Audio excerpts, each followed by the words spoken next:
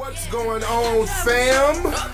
Welcome to a new episode of the Tariq Elite Radio Show, and I am your gracious host. I am Mr. Tariq Elite. Glad to have everybody tuning in. Last week we were on a brief hiatus. I was on vacation. I was out of the country last week. Didn't get a chance to do the show, but I am here. And we're going to chop up some good game on tonight's show. Today's show is brought to you by the movie 7ammovie.com. 7 a.m. The movie's coming out in a couple of weeks, January 17th. Go to 7ammovie.com for more information on that. 7ammovie.com, ladies and gentlemen.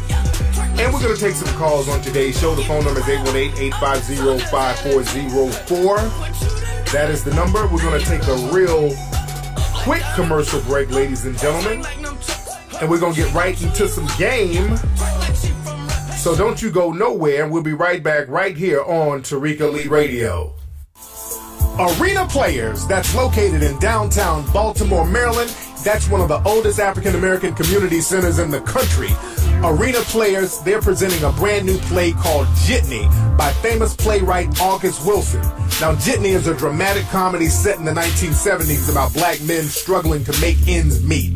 The show runs from January 9th to January 25th, 2015. Tickets are $18, $12 for students and seniors. Tickets can be purchased at arenaplayersinc.com. That's arenaplayersinc.com.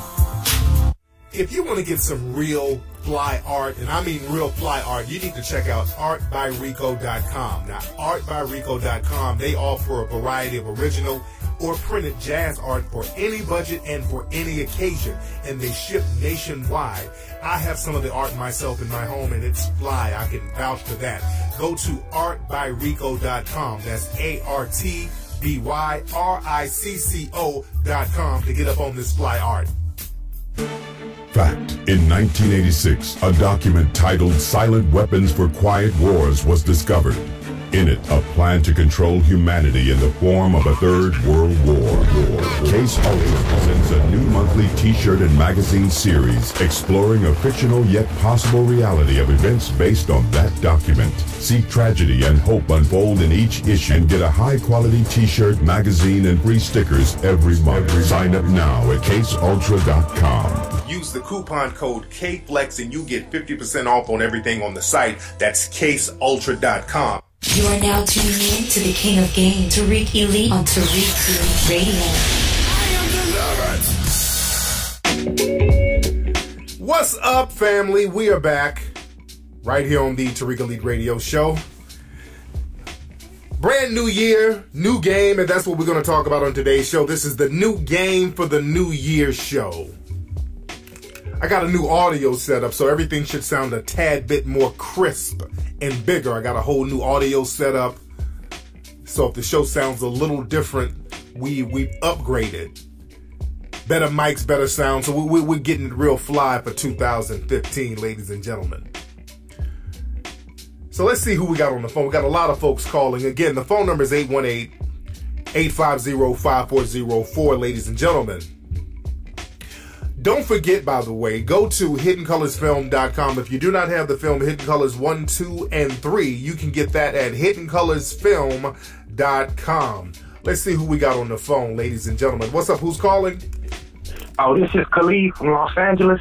Khalif, how you doing, man? I'm doing good. What's the topic tonight, Flex? Man, we're just talking about different things. What's on your mind, man? Oh, I just wanted to know, how do you convince, like, your friends who have good jobs and who are doing well for themselves that they need to build an economic base?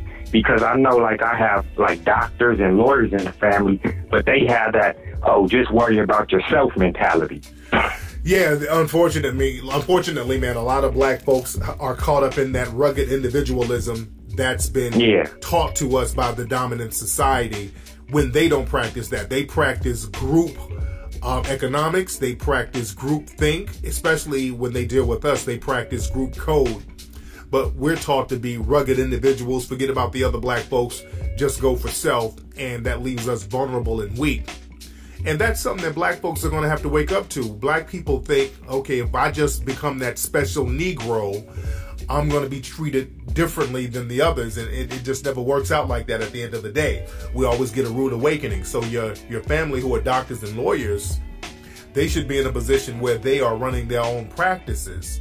Just working under somebody in the dominant society all your life, when you have all the skills, the technicalities, and the know-how, and the clientele to work for yourself, it's very easy.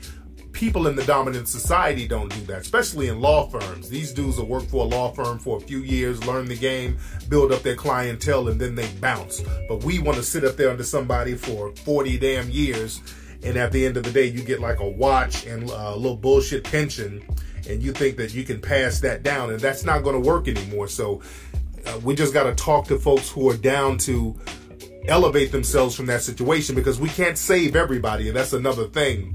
Oh, yeah, that was another thing I wanted to touch on. Like, they say, like, when I talk about group economics and, like, doing things like that, they say, oh, it's too much prejudice amongst blacks to do that, so it's unrealistic. What do you say about that? Well, the thing is, you got to find black folks who are down. That's the thing. We got to find black folks who are down. We can't save everybody. I was just having this conversation with a young lady on Twitter. She had the same conversation with her relatives.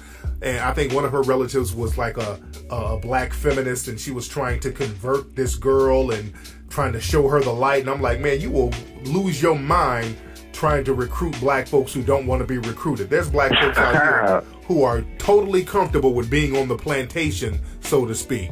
So again, during slavery, you couldn't tell a slave who was comfortable on the plantation that you can go for freedom. So we still have that slave mentality, and we're going to have to learn how to charge certain people to the game and just look out for people with our mentality so we can grow and build that way. You feel me?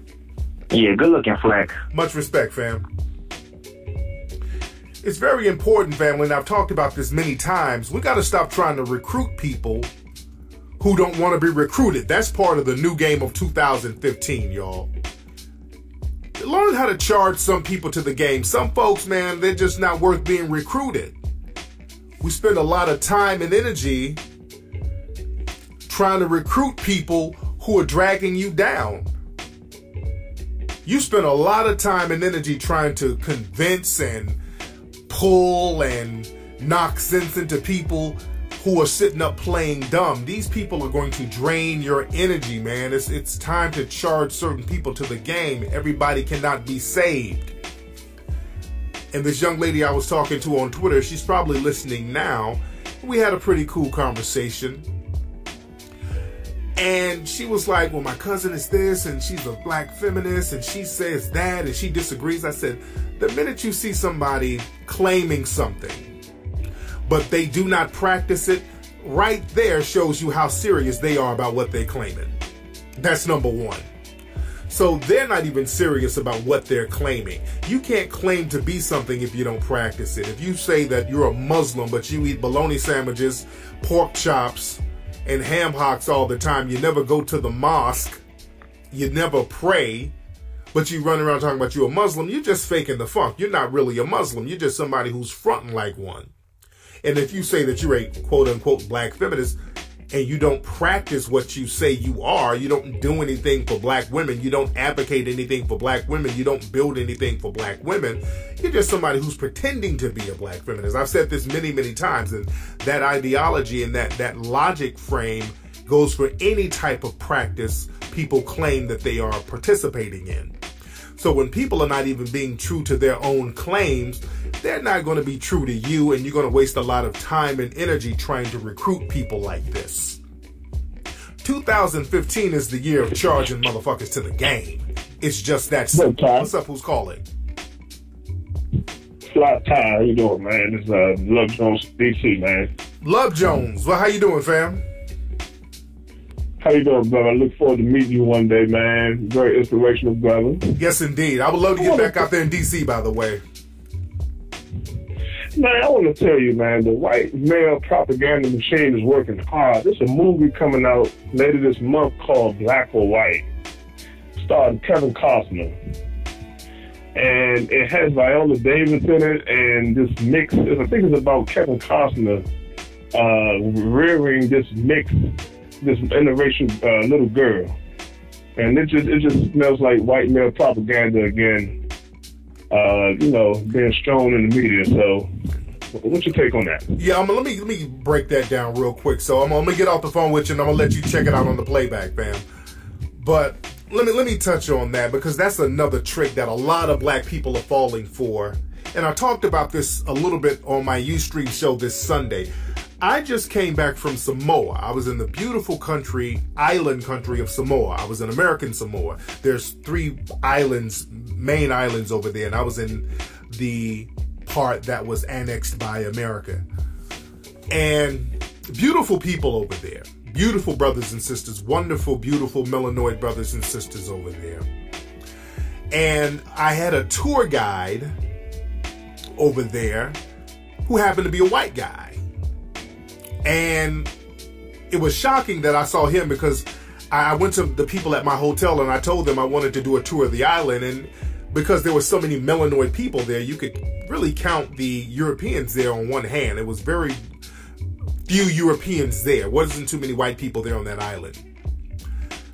But the tour guide showed up, happened to be a white guy. So I was shocked. I'm like, how did he get to be a tour guide? But he was the only one available that day, because it was the holiday. And again, the Samoan brothers and sisters were spending a lot of time with their family, very family-oriented people. And the tour guide, he was an older white guy. I would say he was somewhere in his probably late 50s, early 60s. I'm pushing for early 60s. And he had a lot of information, and the tour was very interesting. I learned a lot of extra information about the island from the perspective of a white supremacist, but I did learn a lot of stuff from the island.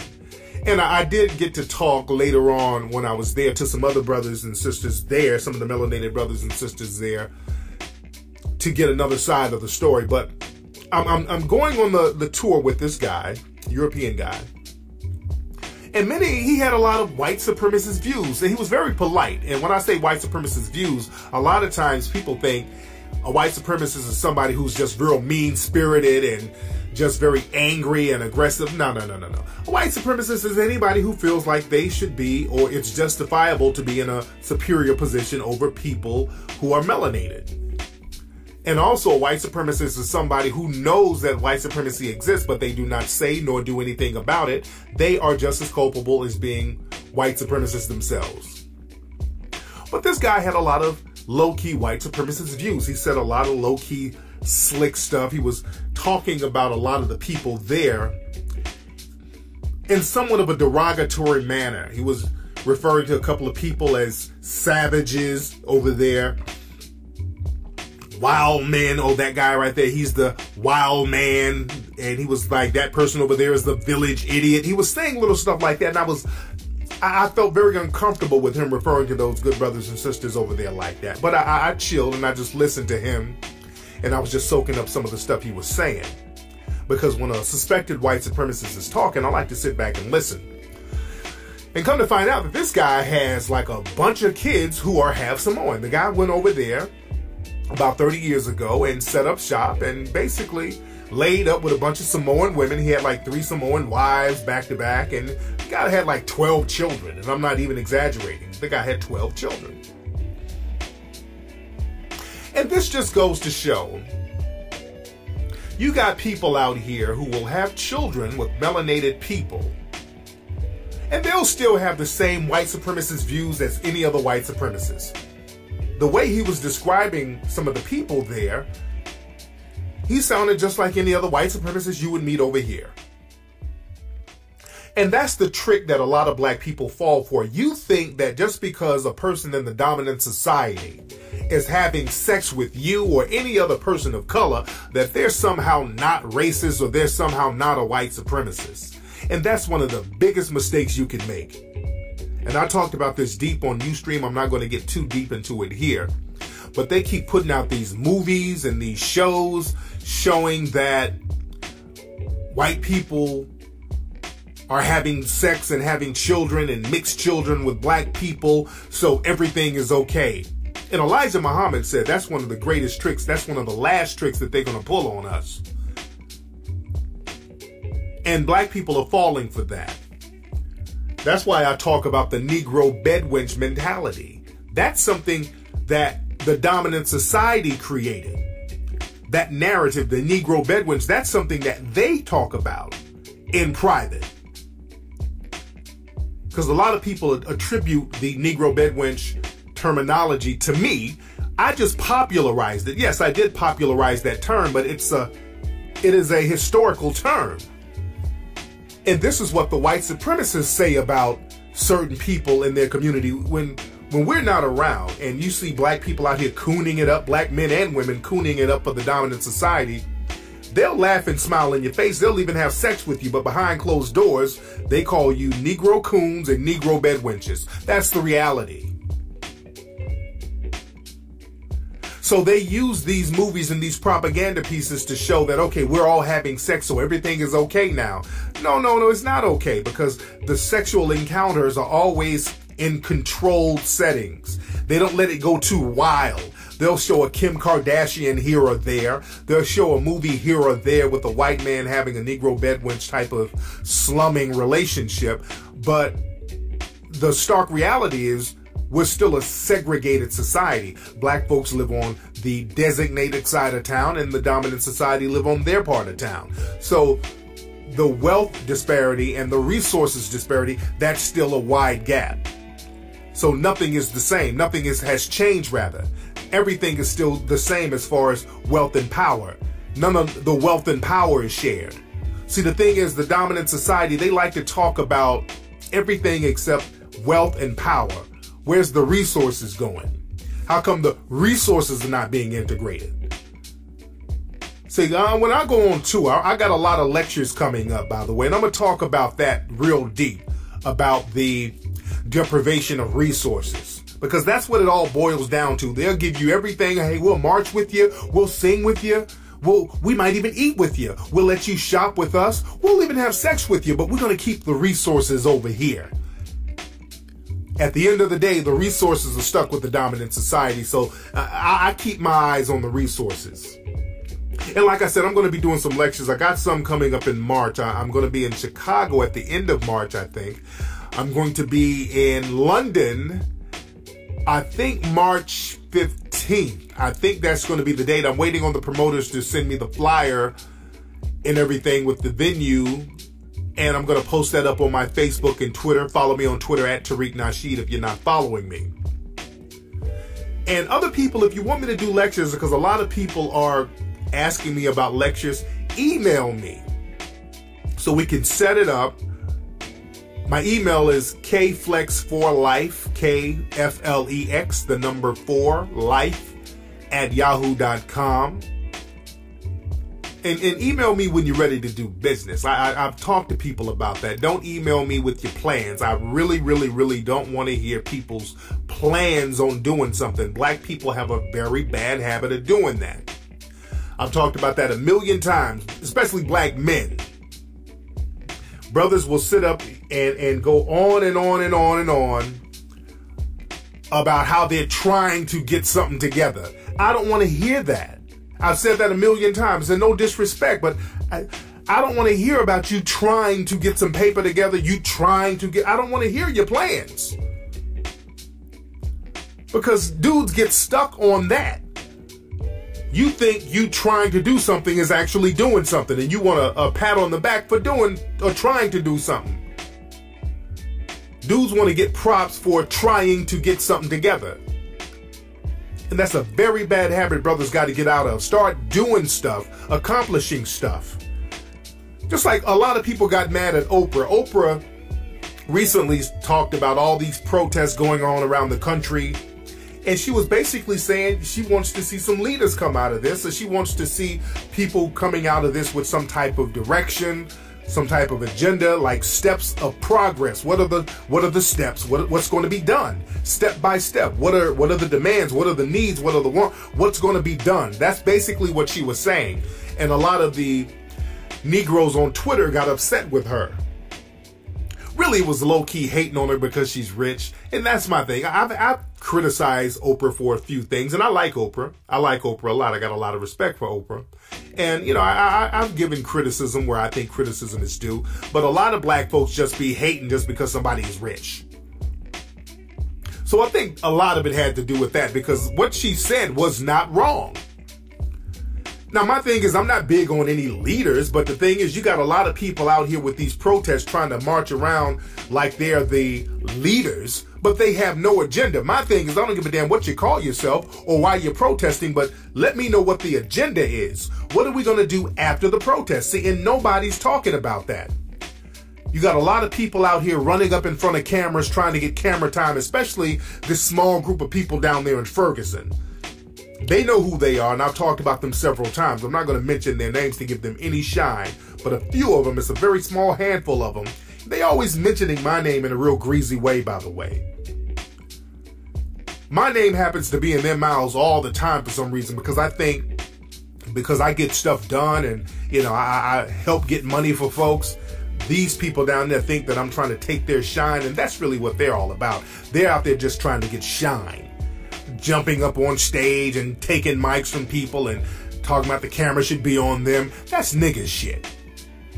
That's why I say Oprah was absolutely correct. These people don't have no agenda. At this point, a lot of them are just ambulance chasing. They're just following the death so they can hop up in the camera and get some shine. And that's just a bunch of bullshit at this point.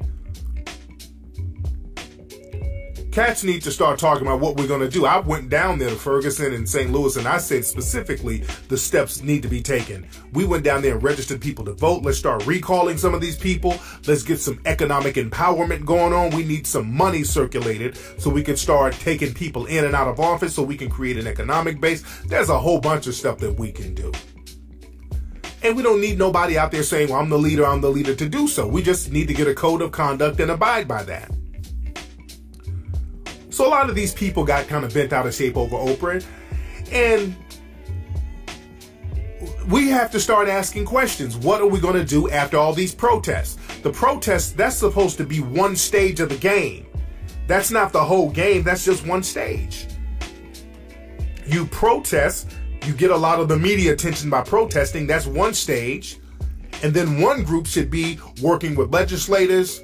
I've done that. I've talked to Sister Tariq Nasheed down there privately about what do we need to do with to get the laws going. So that's another contingency that needs to go down. We need to talk to the lawmakers down there. And also, it's so very important to get the economic base so you can enforce some of the things you're demanding. Because a lot of folks will say, well, we demand that the police stop shooting us. Or what? Or what? Of course you don't want the police to shoot you, but what are you going to do about it if they continue? That's the thing.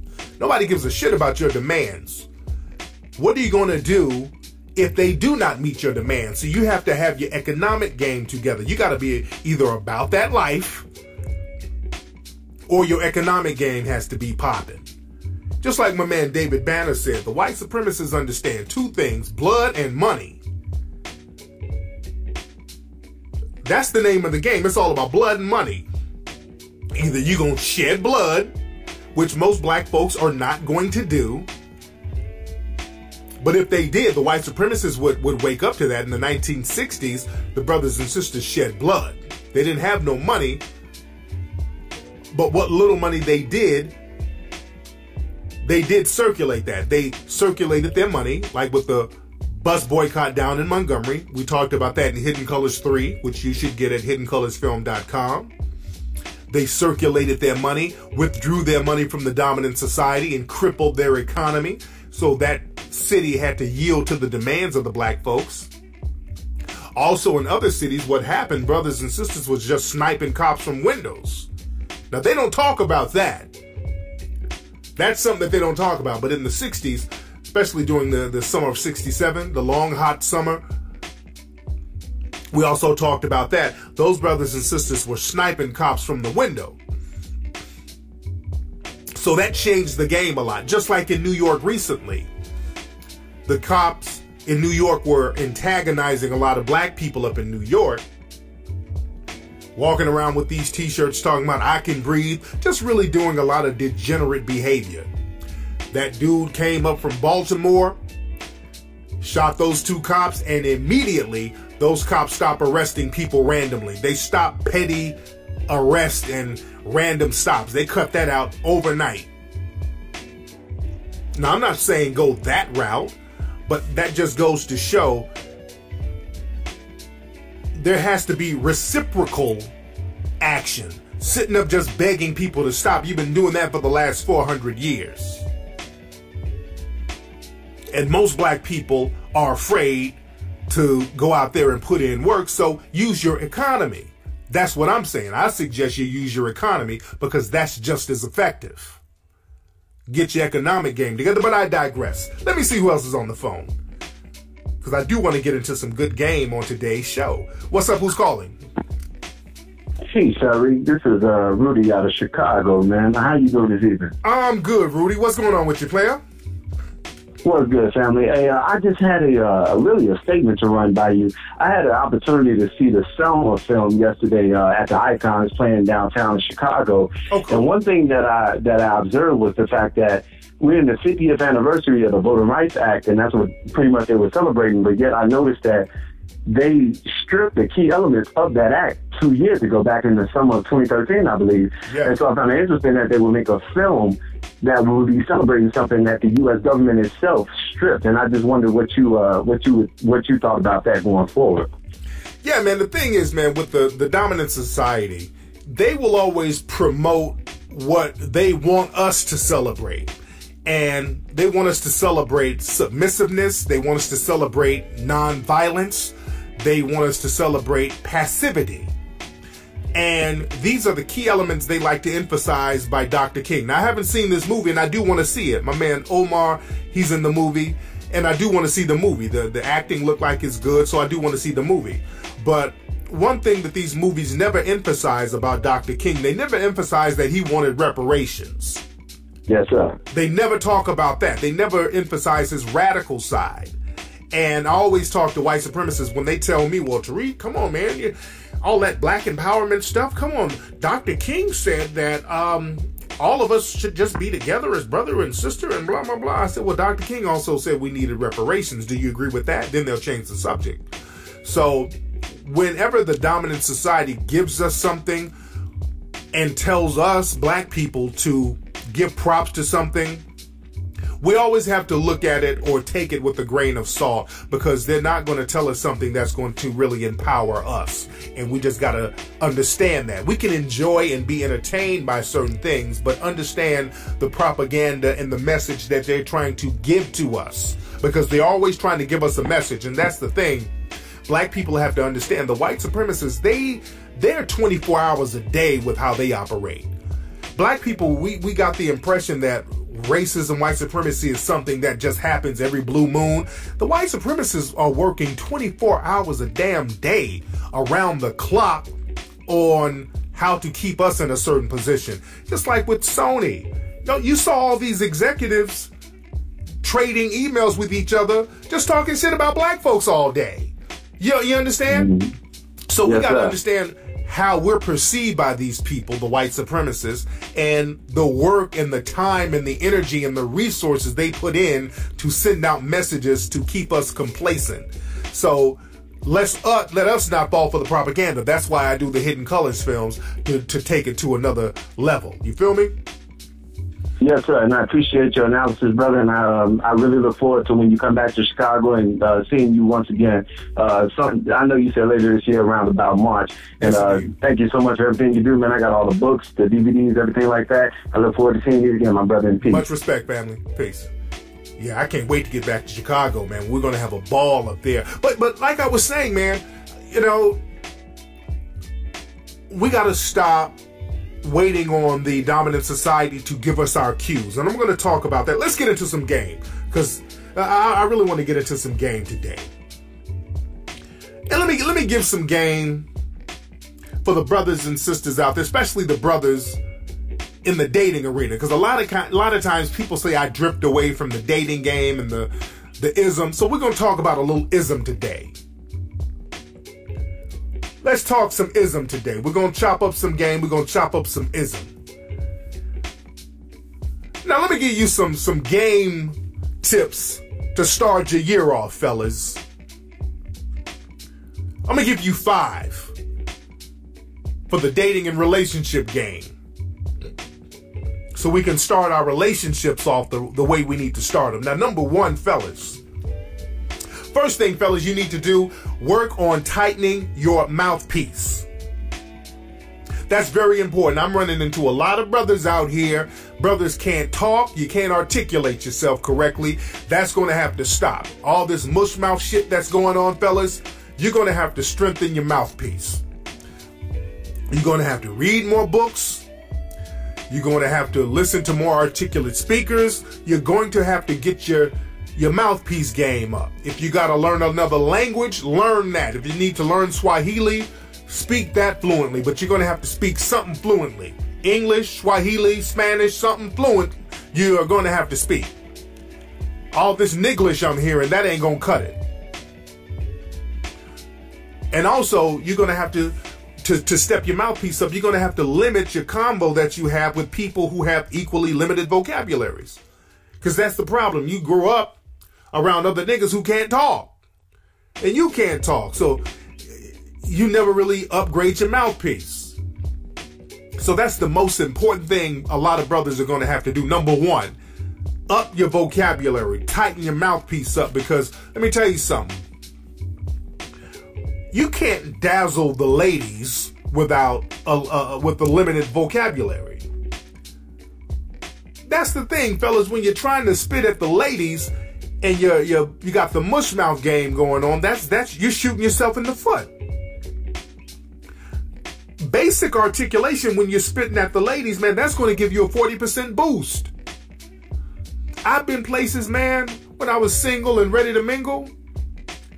And I just started chopping up game with females, and the fact that I wasn't a mushmouth nigga, they were cool with that. I wasn't even saying anything incredibly fly at the moment, but just the fact that I wasn't with the mushmouth mumbling shit, they could respect that. They're like, okay, damn, this nigga is somebody. He's articulating his words correctly. That gave me a leg up, and that's going to give you a leg up. And the thing is now, on the flip side, now there are some hood rats out there who like these old jumbled mumble mouth dudes. There are women who like that Niglish. But these are hood rats. And the thing is, you can go out there and get you a couple of hood rats, but also remember, there's a lot of dudes standing in line trying to get these hood rats, and they are mush mouth niggas too. So you got to stand in line with all the other thousands of mush mouth dudes to campaign for that small group of hood rats. And you're still going to be in danger because if somebody has a crisp mouthpiece and steps to that hood rat and upgrade her, now she's not going to want to be with mushmouth niggas no more because now that hood rat is going to be upgraded by somebody. So now you got to start back over. You got to troll the bottom of the barrel. And you don't want to do that. So always keep your vocabulary hot. Keep your vocabulary tight. Keep your mouthpiece crisp. And not just for talking to ladies, just for doing general business. Just doing general business. When you do general business, people want to be able to trust you.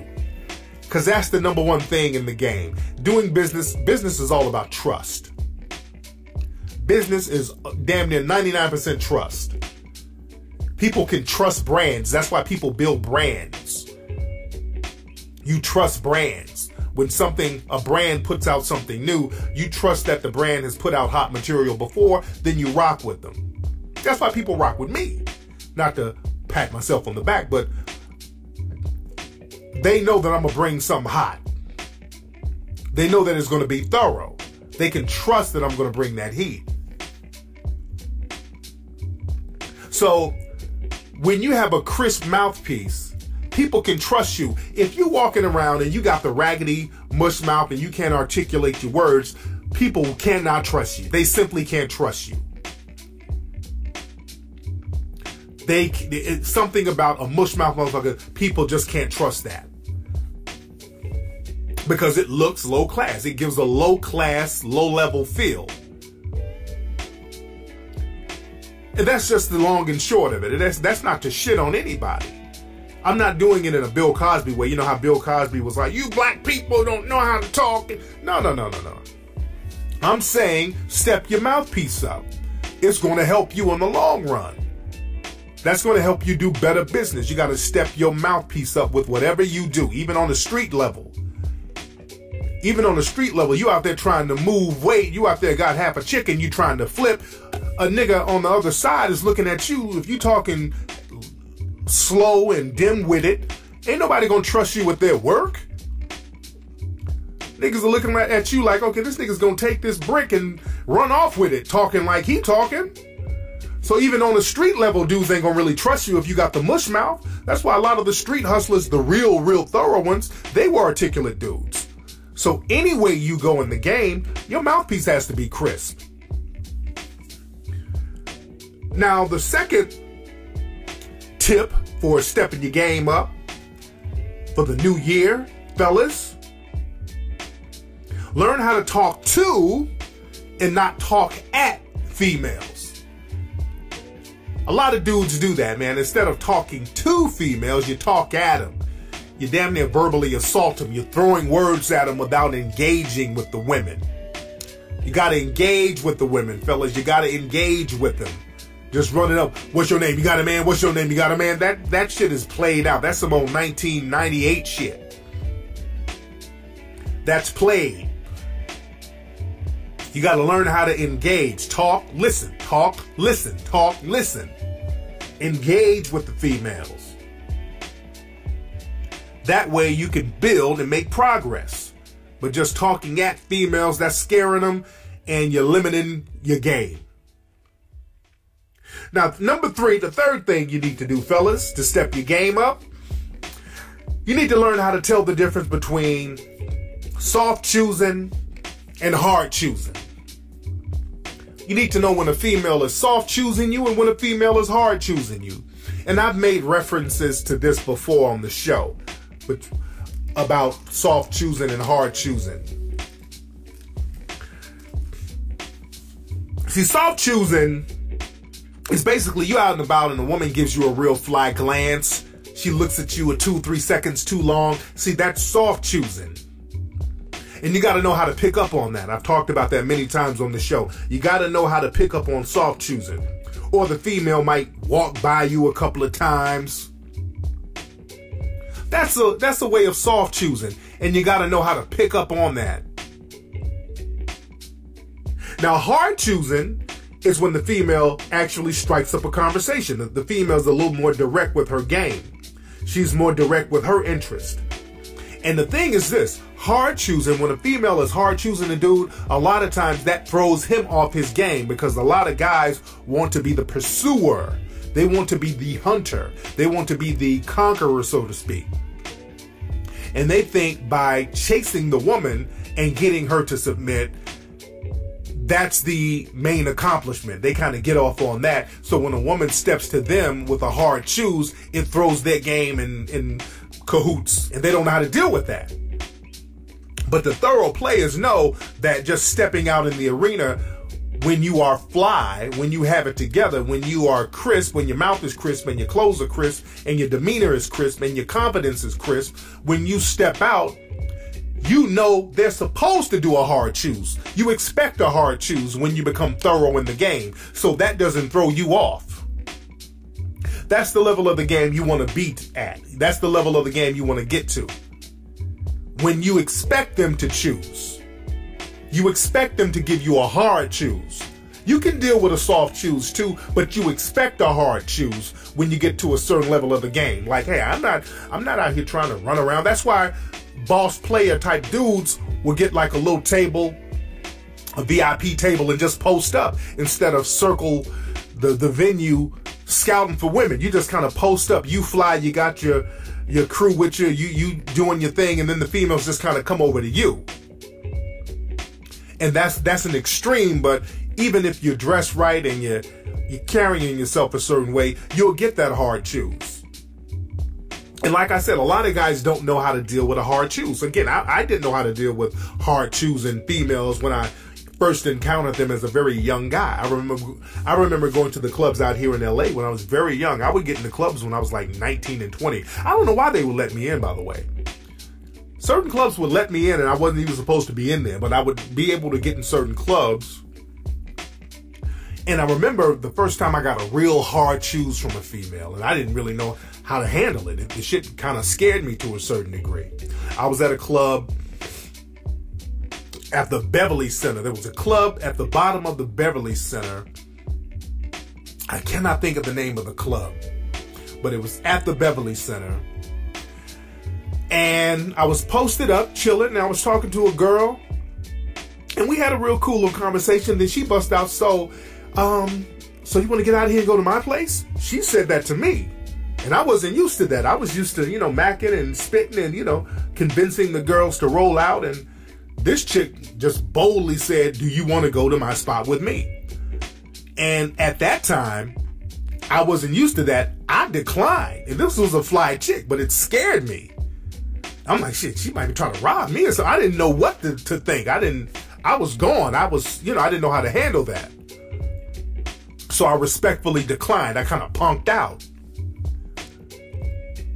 But again, after I thought about it, and because that weighed on my mind, and I'm like, damn, this chick kind of asked to go home with me. So my buddies that I was kind of hanging around, they didn't know the answer. So I would ask some of the older players, and they would tell me, hey, nigga, she just chose. You got chosen, dude.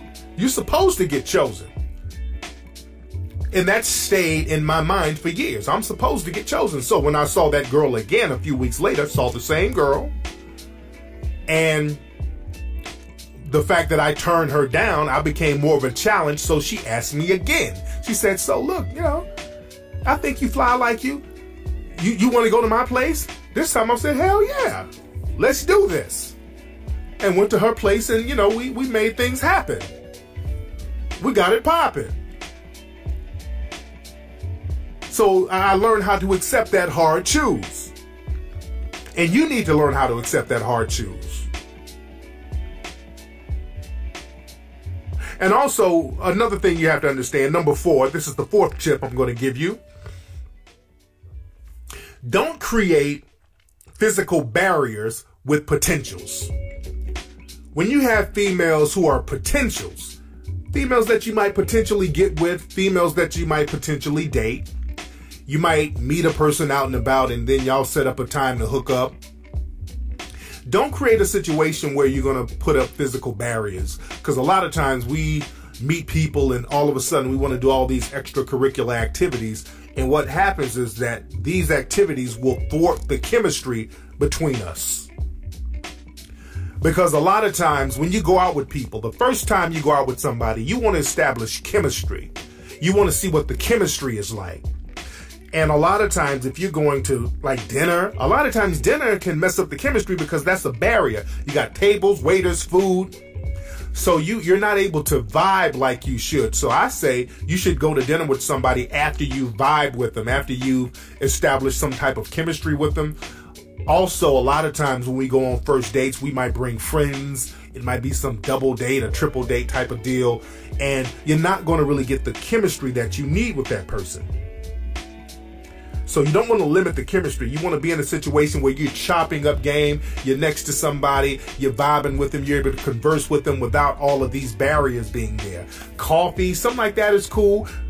Even a movie is cool, because even though you're watching a film, you're still there with the person, conversating with them with limited barriers. Chilling at the spot, that's a good way to establish chemistry. Now, the number 5 thing, fellas, or what you need to do, the new game for the new year, stop falling for the thirst traps. A lot of dudes, y'all fall for the thirst traps, and it makes you look weak.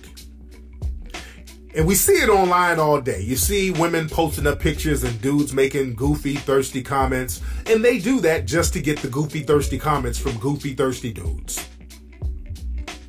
So you got to stop falling for the thirst traps. And women do this in person. If they meet a guy or they go out with a guy, they might throw out a thirst trap and just test and see if you're going to bite it. Like, you might go out with a woman who has a nice body, and she'll walk up in the date and say, hey, I think I got a stain on the back of my pants, and she'll turn around and show you her big ass. And she asks you, do you see a stain on the back of my pants? And a player will just kind of play it off like, yeah, nah, you good. So anyway, how was your day? They'll just play that off and just keep it macking. A nigga falling for the thirst trap will see that and be like, damn, I don't see no stain, but I will eat that ass. If I saw a stain, I eat the stain off that ass. I'll lick your duty hole.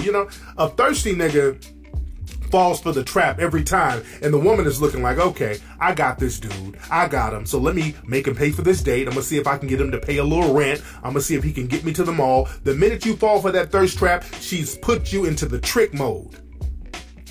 That woman has put you into a trick bag the minute you fall for a thirst trap. So it's very dangerous falling for these thirst traps these women set up for these dudes.